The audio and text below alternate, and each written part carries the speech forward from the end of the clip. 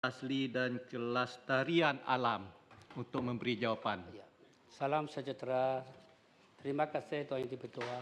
Terlebih dahulu saya menjunjung kasih Tita Kebawah Tuli Yang Maha Mulia Seri Batuka Patingka Yang Di-Pertua Agong Sultan Ibrahim yang disampaikan pada 3 hari bulan Februari yang lepas sempena pembukaan rasmi peringkat keempat Parlimen ke-15. Seterusnya, saya ingin merekamkan ucapan setinggi-tinggi terima kasih atas keprihatinan semua ahli yang berhormat yang dalam membahaskan isu-isu di bawah NRES. Sepanjang tempoh, unsur menjunjung kasih dan berbahas titah diraja dalam sesi sidang Parlimen Dewan Negara pada kali ini. Izinkan saya menjawabkan dan memberikan pandangan terhadap persoalan yang dibangkitkan mengikut isu, iaitu isu mineral dan geosains, perhudanan dan juga isu alam sekitar. Yang berhormat Senator Tuan Ajaha bin Hassan mencatatkan kerajaan mewujudkan zon ekonomi khas bersama negara-negara ASEAN melibatkan industri sumber asli dan unsur nadi bumi bagi memacu ekonomi negara. Terima kasih Tuan Yang Di-Pertua. Pada masa ini, Malaysia telah terlibat dalam beberapa platform utama di peringkat Persatuan Negara-Negara Asia Tenggara ASEAN bagi membincangkan secara khusus berkenaan pembangunan industri mineral. Antaranya, ASEAN Ministerial Meeting on Minerals (AMIM) yang dianggotai oleh menteri-menteri dalam kalangan negara-negara ASEAN serta ASEAN Senior Officials Meeting on Minerals (ASUM) yang diwakili oleh pegawai tertinggi kerajaan. Kedua-dua platform ini memainkan peranan utama untuk mempromosikan ASEAN sebagai destinasi pelaburan mineral yang lestari di samping membangunkan sumber mineral secara bertanggungjawab dan mampan. Melalui platform ini, kerjasama antara negara-negara ASEAN dalam sektor mineral bagi mencapai matlamat ASEAN Economic Community AEC Blueprint 2025 dibantu oleh ASEAN Minerals Cooperation Action Plan 2016-2025 atau dikenali sebagai MCAP 3. Pada masa ini, MCAP 3 fasa 2 bagi tahun 2021 hingga 2025 mempunyai 4 program iaitu perdagangan dan pelaburan, pembangunan mineral yang mampan, pembangunan kapasiti serta pangkalan data dan maklumat, perhubungan cadangan. Untuk mewujudkan zon ekonomi khas ini, Kementerian bersetuju yang merupakan satu langkah strategik yang boleh memberi manfaat besar kepada ekonomi Malaysia dan negara-negara serantau. Selaras dengan kerangka dasar pembangunan industri mineral negara pada masa ini untuk membangunkan industri secara menyeluruh meliputi peringkat huluan, pertengahan dan hiliran, kerjasama yang lebih kukuh dalam kalangan negara-negara ASEAN. Amat penting untuk mewujudkan ekosistem industri mineral yang lebih berdaya saing. Cadangan ini boleh dibincangkan secara lebih lanjut di peringkat ASEAN, memantapkan pada masa ini MCAP 4 bagi tahun 2026 hingga 2030 sedang dimuktamadkan oleh negara-negara anggota. Yang berhormat Senator Dato' Lim Peh Heng menyarankan kerajaan memberi penekanan dan menyusun strategi agar pembangunan industri REE dapat dimanfaatkan secara holistik dari peringkat huluan hingga hiliran. Terima kasih Tuan Yang Di-Pertua.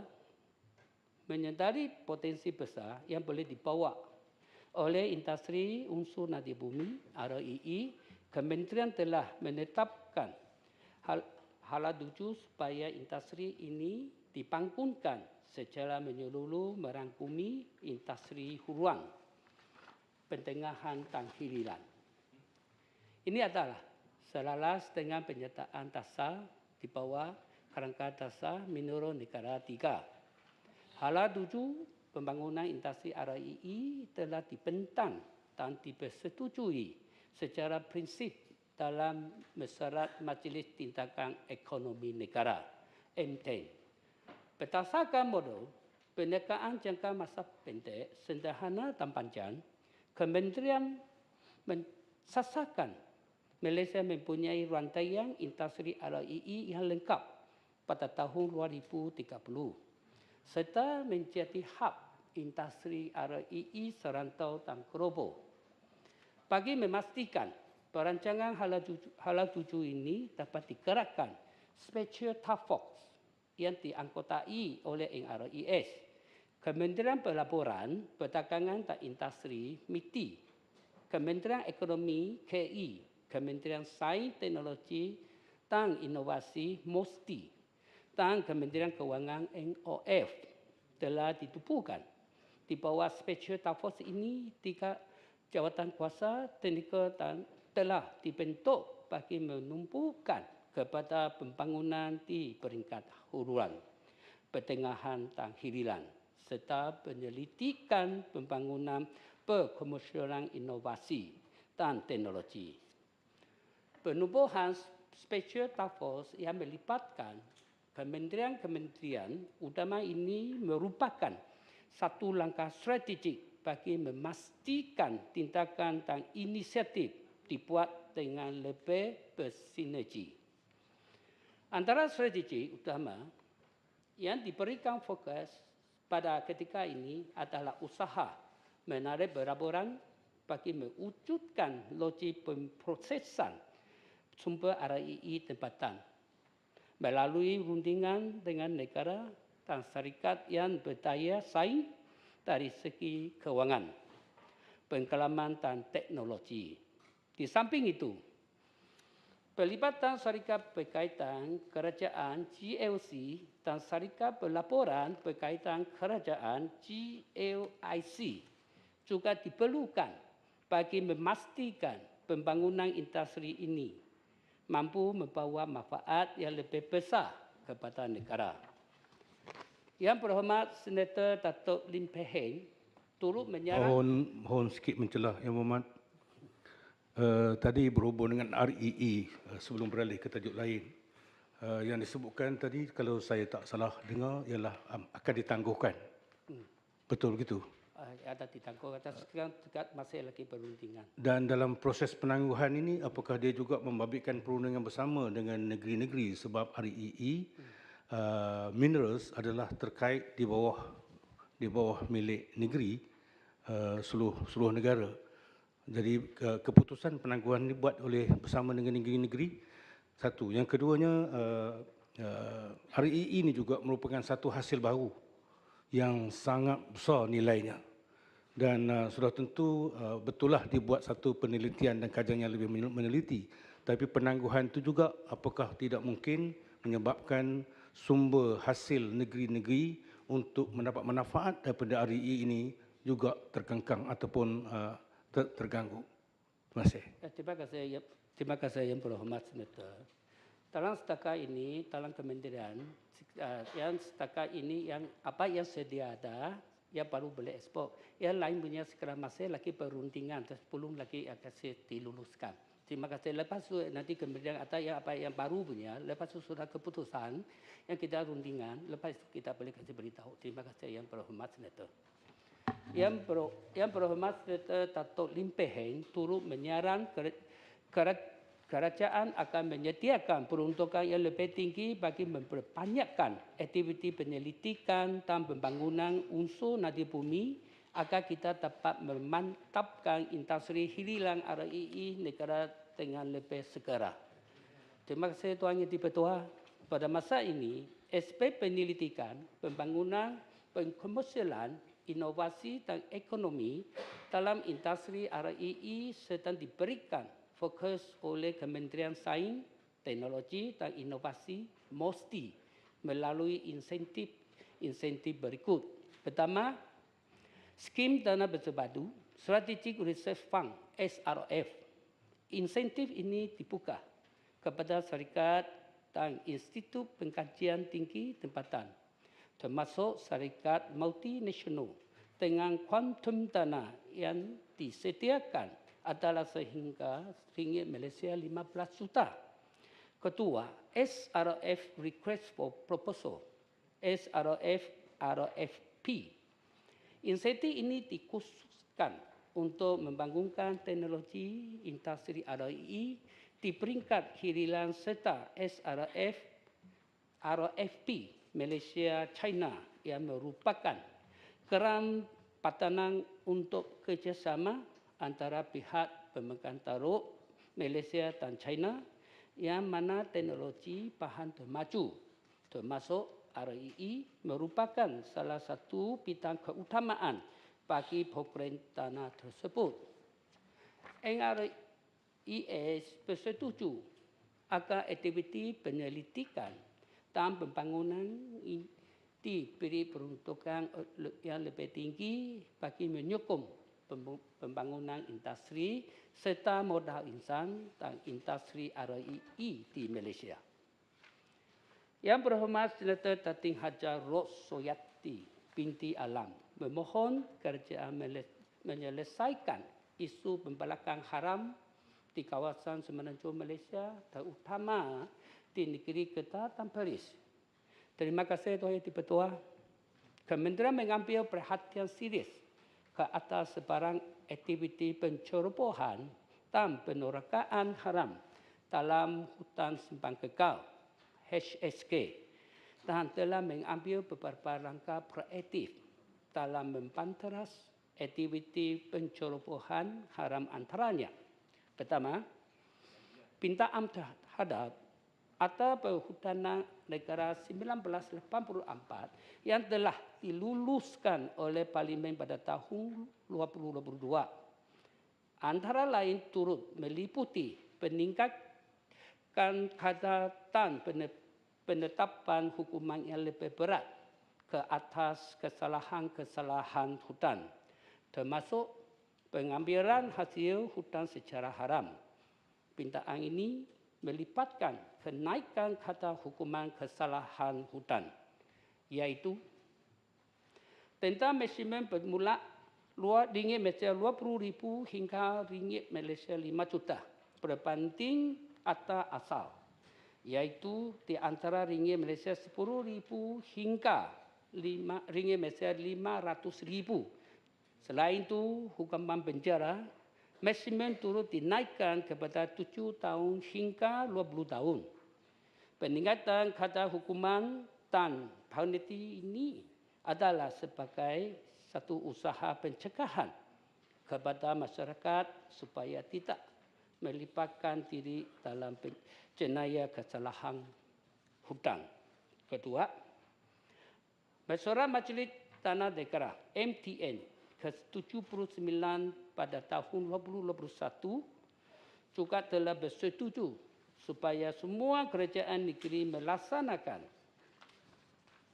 tindakan penguatkuasaan dan penyelesaian terhadap penolakan haram di setiap negeri selewat-lewatnya pada 1 hari bulan Jun 2022. Ketiga, Pusat Pemantauan Sumber Hutan yang ditadbir oleh Jabatan Perhutanan Semenanjung Malaysia JPSM menjalankan pemantauan berterusan menggunakan imej satelit kekini bagi keseluruhan HSK di Semenanjung Malaysia. Secara harian dan menyesalkan keseluruhan kawasan HSK, maklumat-maklumat berisikan hasil pemantauan ini akan disalurkan kepada pengarah perhutanan negeri yang berkaitan untuk kesahan dan simakan di lapangan. Tindakan penguatkuasaan akan dijalankan sekiranya terdapat kes kesalahan hutan pada tahun 2024. Operasi pemantauan ke atas 595 HSK menemukan 202 aktiviti penyerhutanan yang melibatkan sejumlah 8,000 hektar merentasi semenanjung Malaysia. Dan keempat, mempergiat kerjasama dan koordinasi yang dilaksanakan di peringkat persekutuan dan negeri dalam memantau aktiviti pembalakan dan pencerobohan hutan di seluruh negara. Ia termasuk melalui penubuhan jawatan kuasa, pemantauan operasi hutan yang dipengurusikan oleh Ketua Pengarah Jabatan Perhutanan Semenanjung Malaysia dan operasi bersepadu khazanah di bawah program perlindungan dan rontaan biodiversity PP3 yang melibatkan Jabatan Perlindungan Hidupan Liar dan Taman Negara Perhilitan Semenanjung Malaysia dan pasukan gerakan AM PGA di bawah Polis Diraja Malaysia PTRM. Yang berhormat Senator Tuan Rotik Won Siu Lik, mohon penjelasan kerja. Yang berhormat Tuan Perdana Menteri, boleh sini. Okey. Okey, sekiranya ahli hormat senator tak ada dalam dewan, terpulangan yang hormat menteri untuk memberi jawapan bertulis ataupun boleh memberi jawapan secara Jawapan bertulis lisan. lagi bagus lah. Okey, terpulangan. Okey, Dan jawapan. teruskan kepada hari yang berhormat seterusnya, sekiranya yang berhormat Kalau ahli tak hormat senator sini, tak ada di saya dewan. jawapan bertulis lah. Okey. Okey. Boleh. Boleh ya? Jawapan bertulis ya. Thank you yang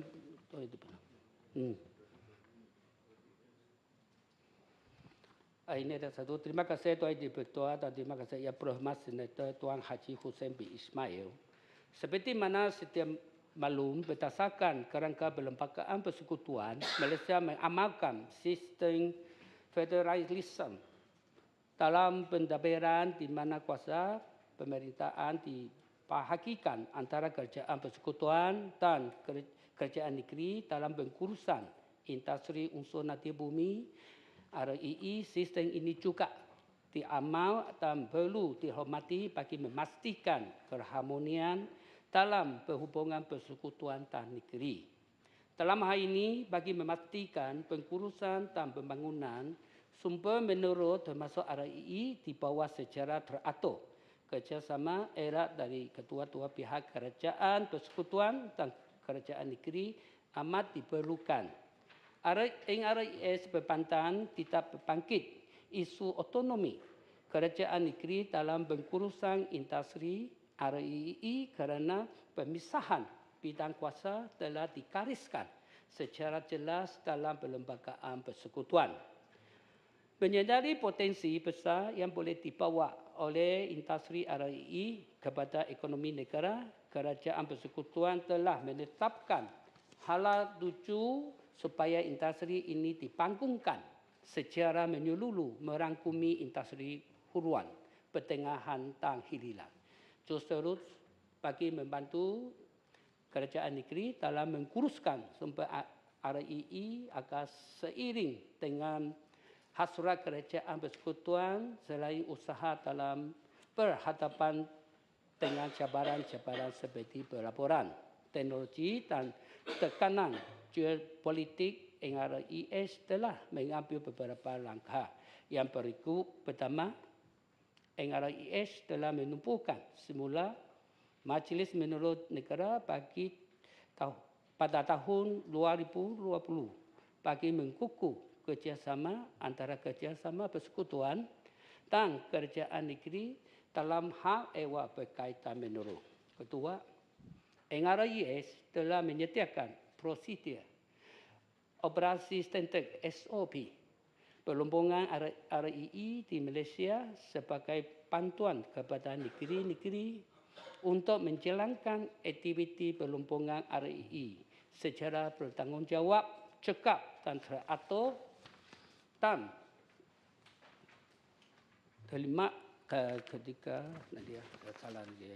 ketiga, NRIS percaya bahawa langkah-langkah ini dapat membantu kerajaan negeri mengurus industri RII secara lebih strategik dan berkesan bagi menangani cabaran pelaporan, teknologi dan geopolitik.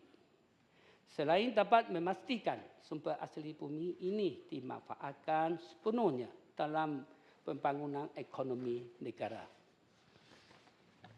Sikit lagi mencelah, Yang Berhormat. Saya rasa ini sangat penting. Boleh, Yang Berhormat? Boleh? Boleh sikit Kalau lagi tidak, mencelah. saya setakat ini dah Tak, sebelum beralih tajuk lain, itu REE. Okey. Sikit. Saya sangat terkesima lah dengan hasrat untuk berlakunya kerjasama terus negeri dan juga pusat berhubung dengan REE dan mineral. Tetapi khususnya beberapa negeri, Terengganu dan Kelantan, mungkin juga Perak, Sarawak dan Sabah, pengalaman petroleum yang diikat dengan akta yang kukuh pada tahun 1975 tentang petroleum. Hari ini REE pada setengah pengkaji menganggarkan nilai REE ini lebih besar daripada nilai petroleum yang nilainya trilion. Jadi saya sebutkan di sini agar hasrat baik ini tidak akan menjadikan pengalaman petroleum itu orang Terengganu panggillah jangan pisang berbuah dua kali. Jangan disengat dua kali dalam satu lubang. Jadi tolong sangat-sangat perkara ini diambil perhatian kalau kita nak mengharmonikan sumber negeri dan sumber negara ini sebagai suatu milik bersama. Dan pengalaman yang sudah kita lalui selama puluh-puluh tahun, hari ini dia tak menjadi penyelesaian dan mengikat sentuhan perasaan jutaan rakyat di berbagai negeri, 4 negeri ini khususnya. Saya sekadar mengingatkan dan mohon Yang Berhormat Menteri membawa perkara ini sebagai satu agenda dalam pemikiran khususnya dalam program pembangunan REE. Terima kasih. Terima kasih atas rancangan Kementerian mengambil maklum perkara ini. Ikut saya punya experience sekarang. Sebab ini sudah lama, sudah sampai sekarang belum penyelesaian, saya faham. Tapi saya pun tahu ini REE ini penilaian banyak tinggi. Saya pun faham ini income satu dalam negeri pun dalam banyak boleh tolong sama itu bagi orang rakyat saya faham. Tapi sampai sekarang ini belum ada keputusan, sekarang masih perbincangan. Saya berharap kementerian boleh dipertimbangkan. Tunggu nanti kita sudah keputusan, sudah ada perbincangan yang sudah pakai cara apa yang lebih lengkap, lebih bagus, lebih jelas, lebih boleh tolong yang kita rakyat bersama negara kita boleh kita kementerian kita dipertimbangkan lagi. Terima kasih Yang Berhormat Senator. Tuan Yang di-Pertua, bagi mengakhiri sesi penggolongan ini, sukacita sekali lagi saya merakamkan ucapan penghargaan dan terima kasih atas pandangan dan cadangan yang dikongsikan oleh ahli-ahli Yang Berhormat Senator. Sepanjang tempoh perbahasan ini, saya juga berharap daripada penjelasan tersebut dapat menjawab semua soalan yang telah dipanggilkan oleh ahli-ahli Yang Berhormat. Saya boleh menjaminan bahawa mana-mana pertanyaan yang tidak dapat dijawab oleh saya pada kali ini akan dijawab secara bertulis.